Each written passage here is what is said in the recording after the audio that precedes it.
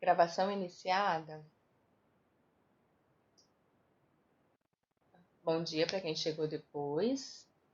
Estamos na página 37 e retomando um pouco o que a gente viu das últimas aulas, né? Então eu falei aqui, nós lemos 4 crônicas, né? Nas últimas semanas, nos últimos encontros, nós lemos 4 crônicas aqui.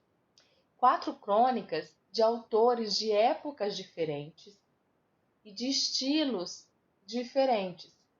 Mas qualquer que seja o estilo, a gente repara o seguinte: tem a linguagem coloquial, então é uma linguagem muito próxima da linguagem que a gente usa no nosso dia a dia. Por isso dá essa sensação de que o cronista está conversando com a gente. Todas elas assim. Todas elas, de maneira direta ou indireta, procuram reflexão a respeito do nosso cotidiano, né? Um pensamento sobre algo do nosso cotidiano. E todas elas, mesmo que em época diferente, tratam de assuntos que poderiam acontecer ou serem pensados por qualquer um de nós. Então veja bem, a primeira que a gente leu foi a crônica O Lixo, do Luiz Fernando Veríssimo. É uma crônica bem do cotidiano, um fato banal, colocar o lixo para fora, numa linguagem super simples, é que proporcionou a reflexão. Qual foi a reflexão daquela primeira crônica? O lixo é público ou privado? Vai o pertencimento do lixo. Se o meu lixo, quando já está lá no caminhão, ele é meu ainda, então as pessoas precisam respeitar e não ficarem fuçando no meu lixo porque ele é uma propriedade privada ou não. Primeiro essa reflexão. O segundo que a gente leu, que foi Eu Sei, Mas Não Devia, da Marina Colasanti, não pega um fator específico, é uma crônica bem reflexiva, ela entra naquele caráter de crônica reflexiva e ela vai analisando um todo. No caso da Marina Colasanti, analisando aqueles momentos da nossa vida, aquelas situações com as quais a gente não deveria se acostumar, mas a gente se acostuma. A terceira crônica que a gente leu foi a definição de amor. Não teve um fato específico também. Crônica da Raquel de Queiroz. Então são 3 autores de épocas diferentes, né? O Veríssimo, a Colasanti e a Raquel de Queiroz, 3 autores de épocas diferentes. E a Raquel não pega um fato específico, né? Como é o caso do lixo, que as pessoas se encontram ali na área de serviço, mas ela propõe uma reflexão a respeito de um tema, amor. Então são 3 análises de coisas que podem surgir em qualquer momento da nossa vida. E aí nós fomos para a crônica da Apostila, que é a crônica do Gregório do Vivier, atual ainda, né?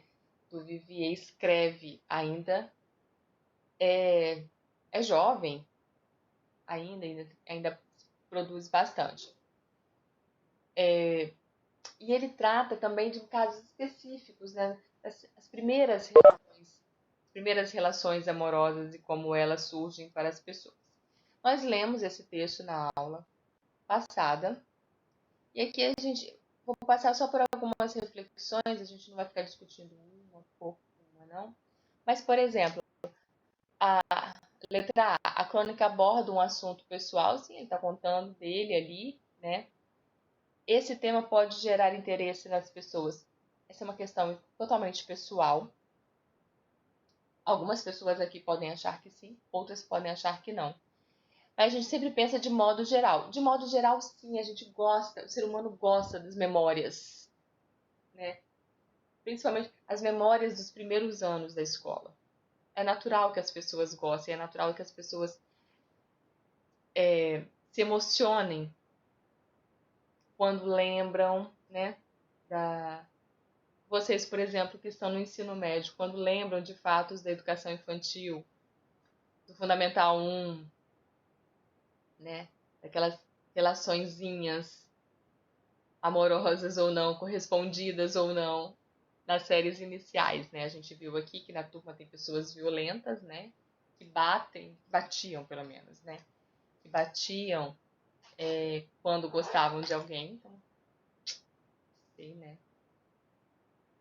Forma meio agressiva de demonstrar amor, mas enfim. Eu disse, né, para todo mundo ficar muito atento. Estranho, estranho. Disse para ficar atentos, né? Se alguém apanhou dessa pessoa, já sabe, né? De uma declaração de amor.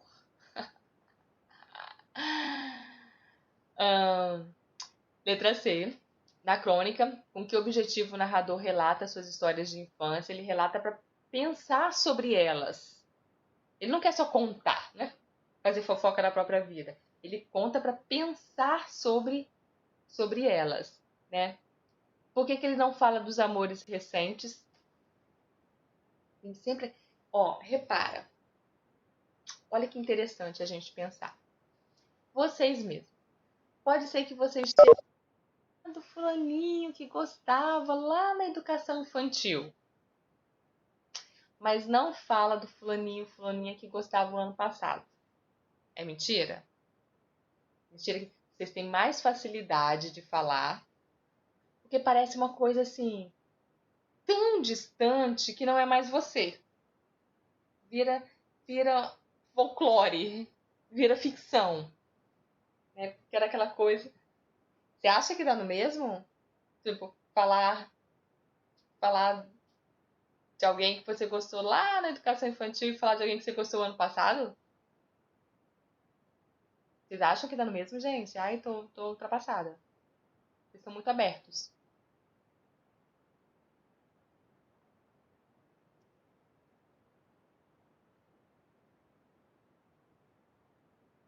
É. Não sei, porque eu acho que o adolescente, ele esconde mais os sentimentos, né? Eles tentam esconder, né? Tentam esconder mais. Eu falo assim, do ponto de vista de professor, o que eu enxergo em vocês. Eu sempre vejo assim que as pessoas. Ah, aquele menininho, eu gostava de um menininho assim, eu gostava de uma menininha assim. De vez em quando os alunos falam. Mas falar de quem tá gostando no momento, já não falam. Já ficam com receio. Porque já começa a entrar na gente aquelas coisas que vão colocar, aquelas censuras que a sociedade coloca na gente. Ah, porque você não pode se expor, porque não pode falar. Criança não tem censura, né, gente? Criança não tem. E aí o adolescente já começa com essas censuras que a sociedade vai fazendo quando chega na fase adulta. Desgramou tudo. Desgrama tudo, gente. Desgrama tudo. E por fim, a crônica despertou em você lembranças de amor e despedida? Quais? Acho alguém alguém quer contar de pouco provável, né? Alguém quer contar de uma lembrança, assim, de um caso, assim, tipo do Vivier, assim, feliz, com um final feliz, ou não. Quer contar, Arthur?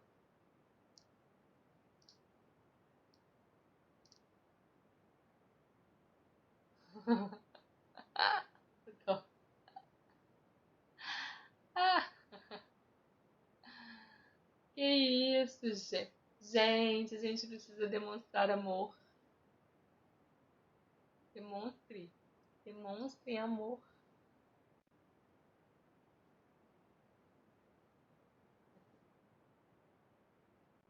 Ai, ai. Aí aqui vem né, gente? Coloca por que ele disse israelenses e palestinos como uma referência assim, de inimigos, né?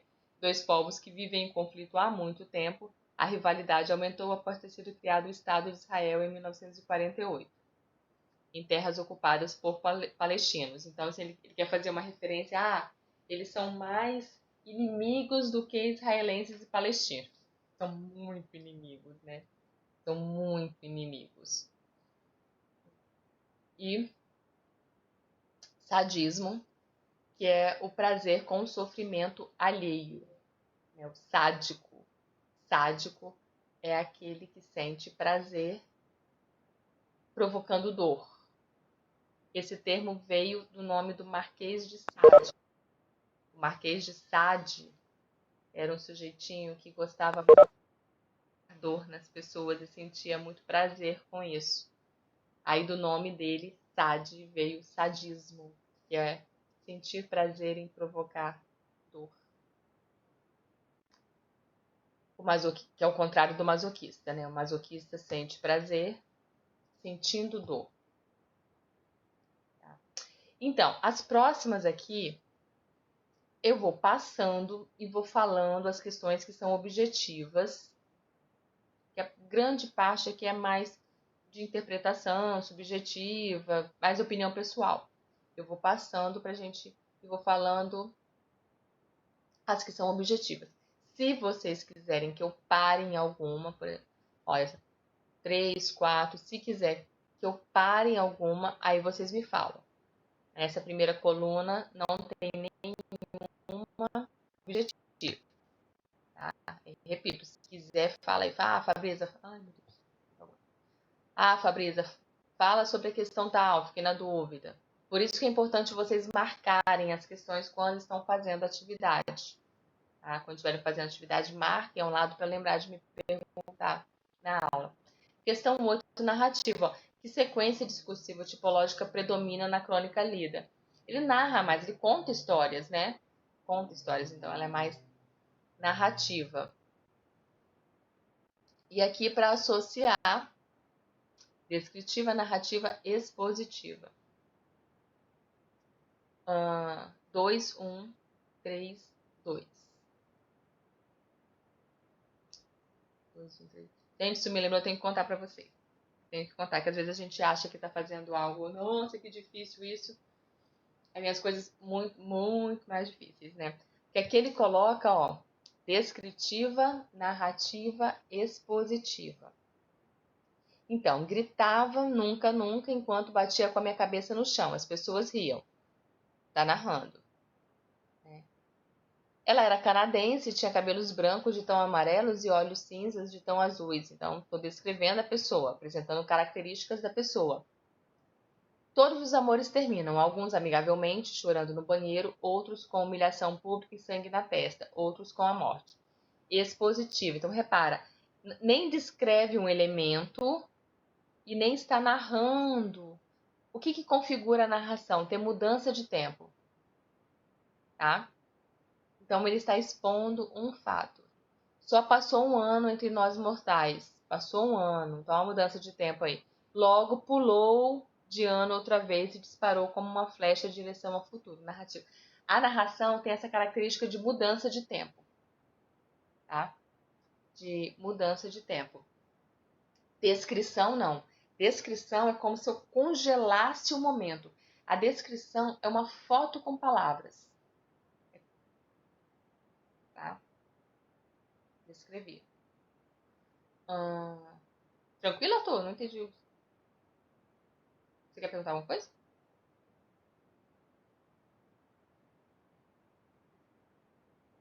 Tranquilo, beleza. Eu falei que eu lembrei, gente, lembrei de um texto. As pessoas aqui, teve gente aqui da turma que estava no dia que eu chamei a Débora para conversar. Foi numa sexta-tarde, a Débora, a menina lá de Petrolina, que foi minha aluna, e que vai para os Estados Unidos jogar futebol e fazer faculdade. Aí eu chamei ela para conversar. Tinha gente aqui da primeira série que estava assistindo a fala da Débora.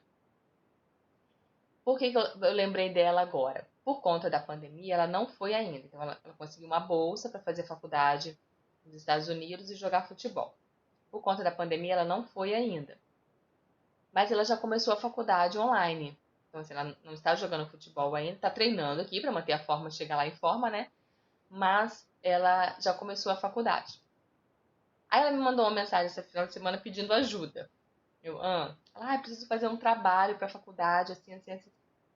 Pois bem, o trabalho dela é que ela tinha que fazer um texto que fosse ao mesmo tempo narrativo e descritivo. Assim, e tinha que ser pessoal, ela tinha que escolher um momento da vida, 2 momentos da vida dela. 2 momentos, um muito feliz e um muito ruim. E falar sobre esses momentos, como esses 2 momentos, o muito ruim, um muito bom, como que esses dois momentos influenciaram a vida dela, influenciaram quem ela é hoje.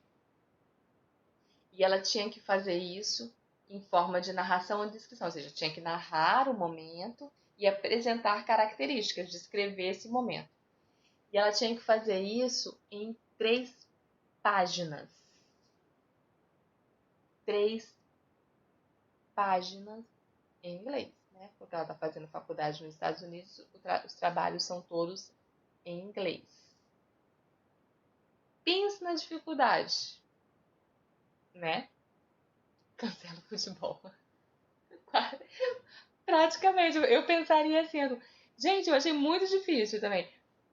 Tudo bem, é um trabalho da faculdade, não é um trabalho do, né, ensino médio, ensino fundamental. Mas você pensar nesses dois momentos, você escolher já é difícil, né? Tem essa relação com a crônica, assim. A crônica, você escolheu um momento específico para você falar. E aí, narrar 2, um que seja bom e um que seja ruim, mas que influenciaram quem você é hoje. Falar sobre você já é difícil. Exatamente. Exatamente. Você se expor, né? Assim, teve esse momento ruim na minha vida, teve esse momento bom, isso provoca o que eu sou hoje. Fazer isso em 3 páginas digitadas, narrando e descrevendo, tendo que ter esse equilíbrio dos dois, e em inglês. Achei muito, muito difícil. Muito difícil. Ficamos até bem tarde tentando achar. Primeiro que ela não conseguia escolher o momento, né? Já foi difícil aí escolher o momento para falar. Foi punk, mas saiu. Então veja, às vezes o cronista tem essa diferença. Não pensa assim, gente, não pensa assim, nossa, é veríssimo. Baixou ali no papel, sai. Colassante, Raquel de Queiroz. Não. Todo mundo tem algum bloqueio criativo em algum momento da vida, viu? Aqueles bloqueios que vocês dizem que tem, precisa fazer uma redação, não tem inspiração. Esse bloqueio todo mundo tem em algum momento. É por isso que é muito importante desenvolver a técnica. Porque, por exemplo, o Enem é um dia. Como é que você vai justificar que naquele dia te deu bloqueio? Já era, danou-se, né? Então você precisa ir para a técnica para começar a escrever com técnica. E aí desbloquear. É muito importante isso. Pois bem, a próxima. Sobre o narrador, é correto afirmar 2 e 3. Trata-se de um narrador personagem, sim, ele está falando em primeira pessoa, ele participa. E a narrativa é subjetiva, totalmente parcial, pois ele está envolvido com os fatos narrados. Tranquila essa daí, né? 10, 2 e 3. Bem tranquilo. Se tiver dúvida, manda eu parar, viu?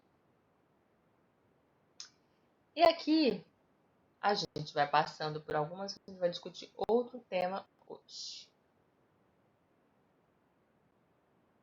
Alguma coisa aí da página 39? Dei uma olhadinha aí.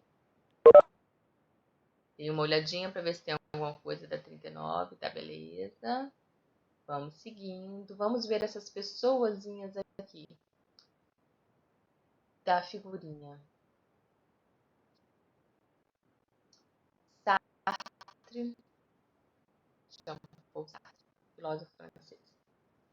Simone de Beauvoir. Conhecem essas pessoinhas? Já ouviram falar? Simone é a autora daquela famosa frase: não se nasce mulher, torna-se mulher.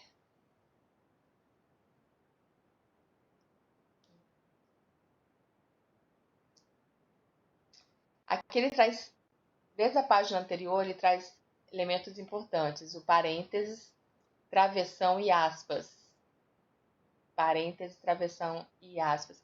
O travessão, gente, pouco aluno utiliza, vocês não são muito de utilizar, mas passem a utilizar mais o travessão para separar explicações, para usar como se fosse vírgula, isolando. Mas quando o período é curto, você usa vírgula. Quando o período é mais extenso, você usa travessão. Isso contribui com a estética do seu texto e facilita a leitura, tá? Pratiquem isso, usar mais travessão. Aspas, creio que as pessoas usam tranquilamente. A gente precisa lembrar, a gente tem aspas duplas e aspas simples. A aspas simples fica dentro das aspas duplas. Tem dúvida? Então, deixa eu falar, é uma técnica muito interessante. Porque, por exemplo, o travessão, ele vai isolar uma informação. Eu sugiro vocês a fazerem o seguinte. Quando você vai usar parênteses, quando você for, por exemplo, explicar uma sigla, tá? Toda sigla que você colocar no seu texto, você vai ter que dizer o que aquela sigla significa, viu, gente? Toda. Não precisa fazer isso todas as vezes que você coloca a sigla, não. Só na primeira vez. Então, com isso, você usa o parênteses. O travessão, o que acontece? Você quer isolar uma informação. O natural é que a gente isole com vírgula. Mas, se o meu texto já tem muita vírgula, fica confuso. Então, o que eu posso fazer? Eu isolo com travessão. Tá? Eu isolo aquela explicação ali com travessão antes, travessão depois. Principalmente se o período for maior. Ele faz com que o texto fique mais claro para o leitor. Comecem a perceber quando vocês estiverem lendo textos de outros autores. Você está lendo a matéria na apostila, você está lendo no jornal. Comece a perceber quando aparece um travessão. Apareceu um travessão? Como? Aí calcula, gente. É realmente raro a gente encontrar. Realmente muito raro eu encontrar num texto travessão. Aí calcula uma coisa simples como essa. Você chega lá na sua redação do Enem e usa. Ou seja, você já parte por aí, usa algo que não é comum as pessoas usarem e usa corretamente. Você já ganha um pontinho ali, já faz o corretor feliz, ele já te dá pontinho com isso, porque você está indo além daquelas coisas óbvias que aparecem no texto. Tá? Então comecem a treinar esse uso de travessão. Tá bem? Olha, a questão 15 aqui, deixa eu falar sobre. Ah, tá, mais uma coisa que eu quero falar a respeito de aspas. Algumas pessoas têm dúvida se, se as aspas devem ficar antes ou depois do ponto. Olha a diferença aqui, vou usar os exemplos aqui para mostrar para vocês. Repara aqui, olha, nessa frase aqui, a terceira frase. Alice me contava, não por sadismo, mas por ignorância, dos garotos que ela achava gatos. Ele colocou gatos entre aspas. Repara que é só a palavra gatos que está entre aspas, não é a frase toda. E o ponto está fechando a frase toda. Então, o ponto tem que ficar depois das aspas. Eu abro aspas, coloco gatos, fecho aspas, e aí depois eu fecho o ponto, que o ponto está fechando o período todo.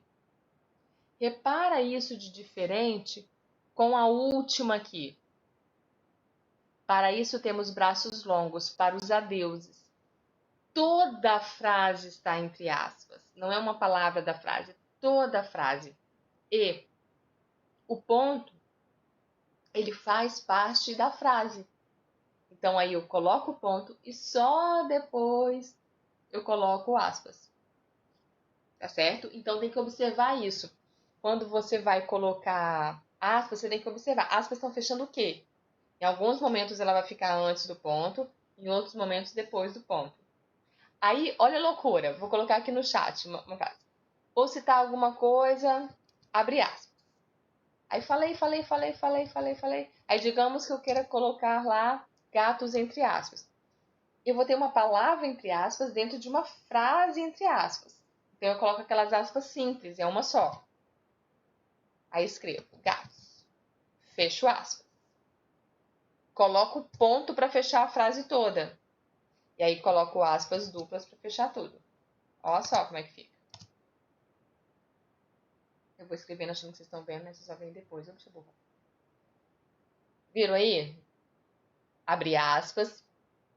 Escrevi. E vou colocar gatos entre aspas. Então, aspas simples, porque está dentro de um período que já tem aspas. Aspas simples. Escreva a palavra. Fecho as aspas, a aspa desta palavra. Com um ponto eu fecho a frase toda, e aí coloco aspas duplas para fechar tudo. Aí vai ficar desse jeito. Aspas simples, ponto, aspas duplas. Viu? Fiquem atentos com isso. E tem um povo, certeza aqui, certeza que alguém aqui já fez isso. Tá escrevendo, aí tem um ponto e aspas. Aí fica na dúvida.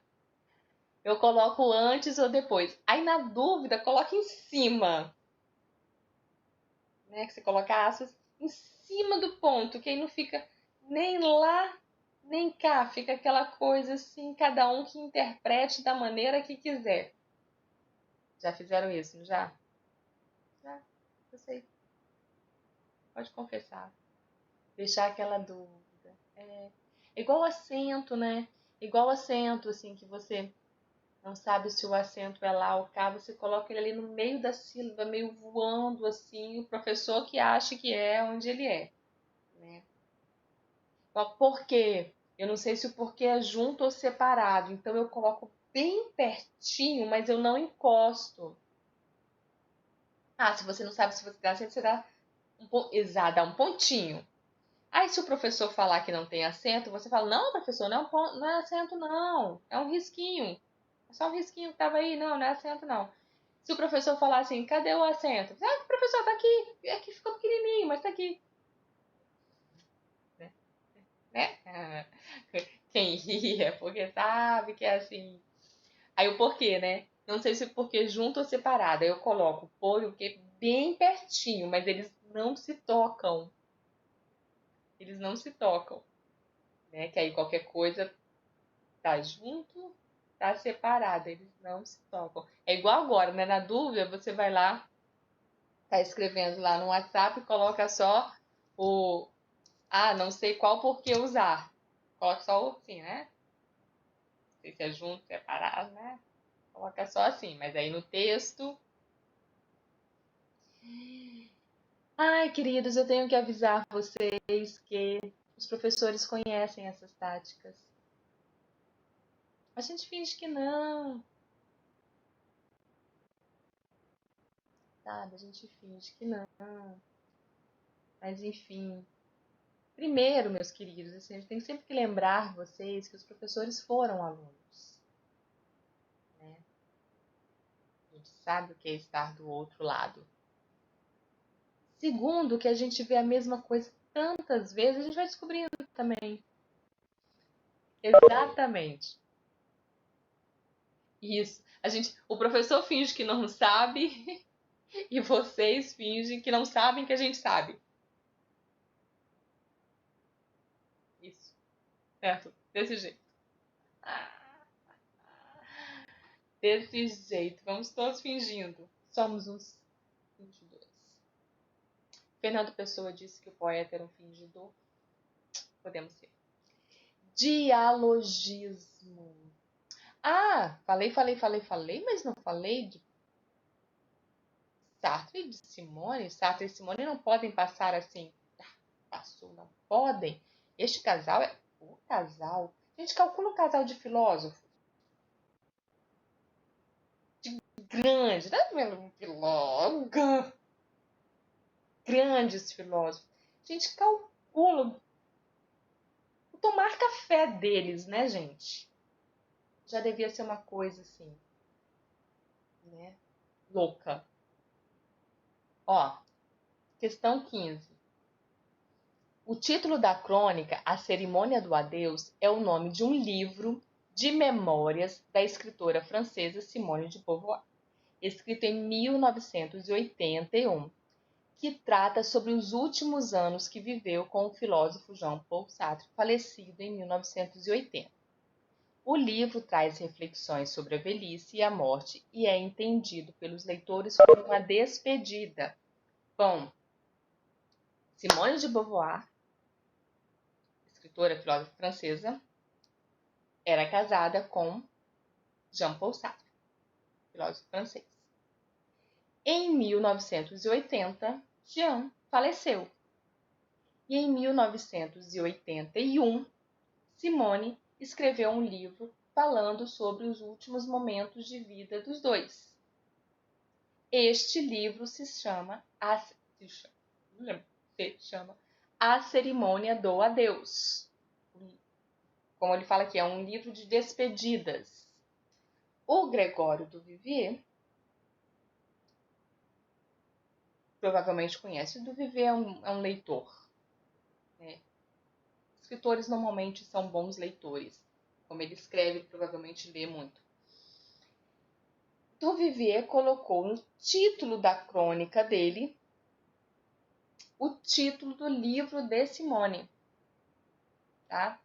Isso é uma intertextualidade, um diálogo. A gente vai ver dialogismo em seguida, então eu quero que isso fique claro para vocês. O Gregório do Vivier, ele busca lá no livro da Simone uma fala, uma ideia, um momento, ele traz para o texto dele. Tá? Tudo bem, Arthur? Sem problemas. Beleza. Obrigada pela participação. Então, isso, gente, é o diálogo. O diálogo não é só entre pessoas.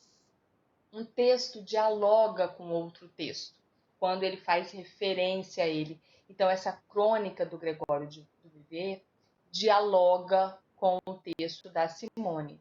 E aí vem aqui, ó, dialogismo. O que é o dialogismo? Um texto sempre dialoga com o outro, de maneira explícita ou implícita. Eu vou precisar falar bem disso aqui, isso aqui é importantíssimo para vocês. Deixa eu parar então, depois eu falo de partir.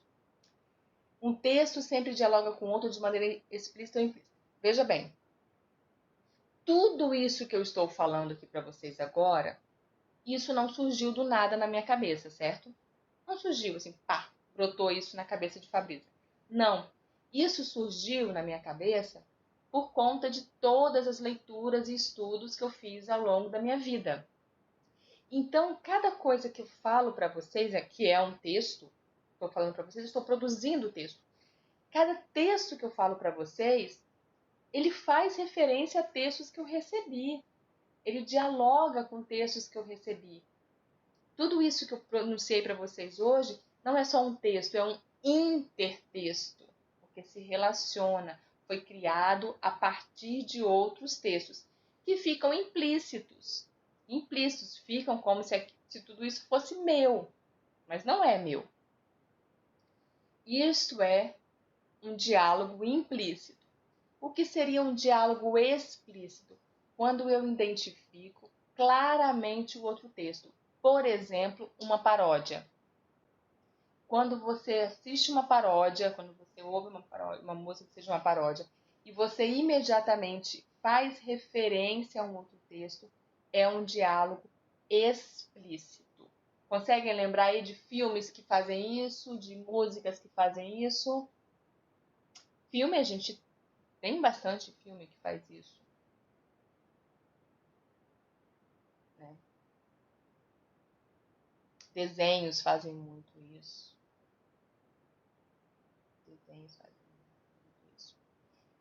Então, esse explícito é isso quando tá na cara, viu? Ó, todo mundo aqui conhece a Mona Lisa. O quadro é a Mona Lisa. Todo mundo já conhece. Vocês já viram a Mônica Lisa? Que a Mônica é o quadro da Mônica Mona Lisa? Ali. Só que você bate o olho na Mônica Lisa, você reconhece a Mona Lisa, certo? No momento, você reconhece. Isso é uma intertextualidade, é explícito, porque tá na cara, você identifica o outro texto. Aí, óbvio que quanto mais informações de mundo, quanto mais leituras você tiver, melhor você vai reconhecer. Às vezes as pessoas não reconhecem uma intertextualidade, não reconhecem um diálogo explícito porque não conhecem o original. A diferença assim, que a gente pode citar, Gustavo, entre intertextualidade e dialogismo é que a intertextualidade está no texto mesmo, no material. O dialogismo está mais no campo das ideias. Tá? É basicamente isso. Tá? O texto é a partir da ideia. E vamos continuar aqui que vai ficar mais claro. Mas são muito próximos, muito próximos. Quem falou sobre isso foi esse senhorzinho aqui, Bakhtin.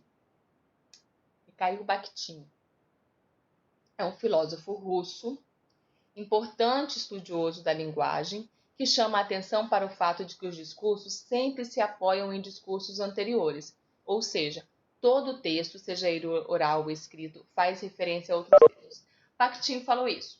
Bakhtin é muito estudado nos estudos da linguística, em diversas áreas da linguística, diversas áreas. A gente costuma brincar, inclusive na área de letras, que Bakhtin é o pretinho básico da linguística. Porque, assim, a linguística é dividida em muitas áreas, sabe? Muitas áreas. E ele está em todas. Está, inclusive, na literatura. Ele tem muitos estudos literários também. E ele fala isso. Todo texto, olha isso, gente. Todo texto, todo discurso se apoia em um outro produzido anteriormente. E a gente pode pensar isso nas informações mais simples, né? Se eu chego para vocês e falo assim, ai gente, hoje tá calor, né? Tá calor. Gente, isso é um intertexto. Eu só posso chegar e falar essa frase se em algum momento da minha vida eu recebi a informação do que era calor e do que era um dia fazer calor e o que é um dia não fazer calor. Entendeu? Eu só posso chegar e pronunciar essa palavra porque essas construções foram feitas antes, foram apresentadas para mim antes e eu consigo fazer essas relações, certo? Então, ó, nesse sentido, todo texto é dialógico, todo texto conversa com outro texto, remete a outro texto. Além de fazer referência ao texto de Simone de Beauvoir, a crônica de Gregório do Vivier traz em seu interior outras vozes, ou seja, outros discursos com os quais dialoga. E cada vez que vocês se reconhecem em alguma fala dele, reconhece alguma coisa da sua vida, próxima àquilo ali, você usou isso, usou um texto, você dialogou com outro momento da sua vida. Tá certo? Ficou claro isso para vocês? Eu tô perguntando porque às vezes as pessoas confundem muito isso e não conseguem perceber que os textos dialogam com outros textos. A gente tem muita referência, assim,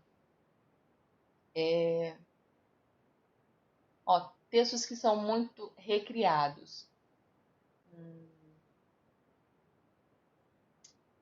A Cinderela. Tem Cinderela que, em vez de perder o sapatinho de cristal, perde o celular. Eu vi uma paródia do dia que era assim. Ela, em vez de perder o sapatinho de cristal, ela deixou o celular cair. Né? Aí vem o rapaz, acha o celular e começa a interação. Né? É uma referência. Então, essas referências que são feitas, e quando a gente entende, quando a gente enxerga a referência, é porque a gente teve informação anterior. Por isso que é importante a gente ter sempre muita informação, né? Ter leitura de mundo para poder entender. Por isso que uma paródia, uma pessoa entende uma paródia e a outra pessoa não entende, porque não tem a informação prévia, tá? Leitor virtual, que seria isso? É preciso considerar também que um texto é sempre escrito levado em conta seu interlocutor. Quando eu escrevo, eu tenho que pensar em quem vai ler. Isso significa que, ao escrever, o enunciador tem em mente um leitor virtual com o qual dialoga. Isso é o seguinte, é o autor pensar assim, quem vai ler meu texto? Crianças? Adolescentes? Jovens adultos? Idosos? Quem vai ler o meu texto é alguém da mesma área técnica que eu, então eu posso usar termos técnicos ou não? É claro que isso é muito amplo, né? Muito amplo. Mas ele precisa. Oi? Voltou?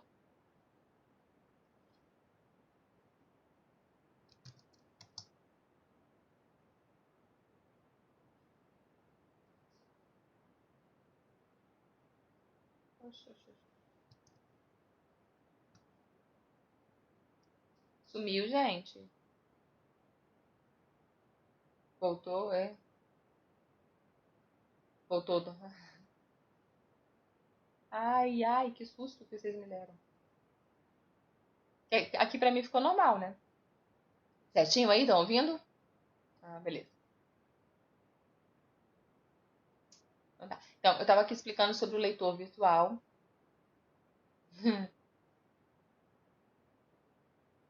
O leitor virtual, que é essa ideia que a gente faz do nosso leitor.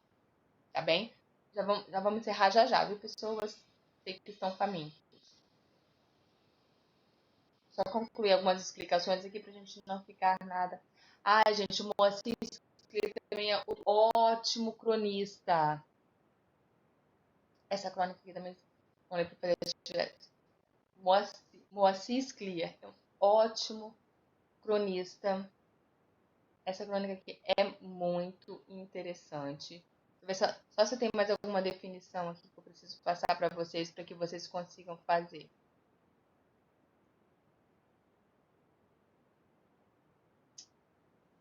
Ó, esse aqui é interessante. Diferença de crônica e de notícia.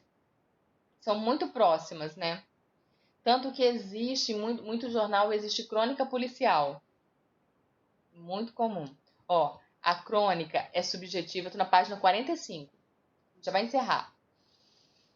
A crônica é subjetiva, a notícia objetiva e impessoal. A crônica baseia em fatos reais e transforma em ficção. A notícia fica no fato real. Fica no real. A crônica tem uma linguagem mais informal, um tom de conversa. A notícia tem um registro mais formal. A crônica pode ser publicada em livro. A notícia não é publicada em livro. A crônica busca entreter o leitor e fazê-lo refletir sobre algum aspecto do comportamento humano. Provoca reflexão. A notícia busca informar. A crônica apresenta personagens e falas. A notícia não apresenta personagens, mas a fala de pessoas reais. Não é um personagem, é uma pessoa real. E marquem aqui, ó, vocês não vão marcar a segunda nem a sexta. Não marca nem a segunda e nem a sexta. O restante vocês marcam, que são características de crônica. Marquem essas duas questões aí, essas duas últimas questões, destaquem elas aí, porque nos próximos dias eu vou marcar uma avaliação sobre crônica para vocês e vocês vão precisar dessas informações aí. Usem essas questões para estudar para avaliação. Então, marquem aí. A letra B e a letra C. Marquem as duas para estudarem, ok? Certinho? Se não tiverem dúvida, encerramos aqui. Nos vemos na semana que vem. A atividade que eu postei ontem não precisa enviar, tá certo? Eu postei ontem uma atividade que não precisa enviar. Boa semana. Qualquer coisa, tiver dúvida, manda mensagem. Fiquem bem. Até a próxima. Até. Isso, tudo de bom. Beijos.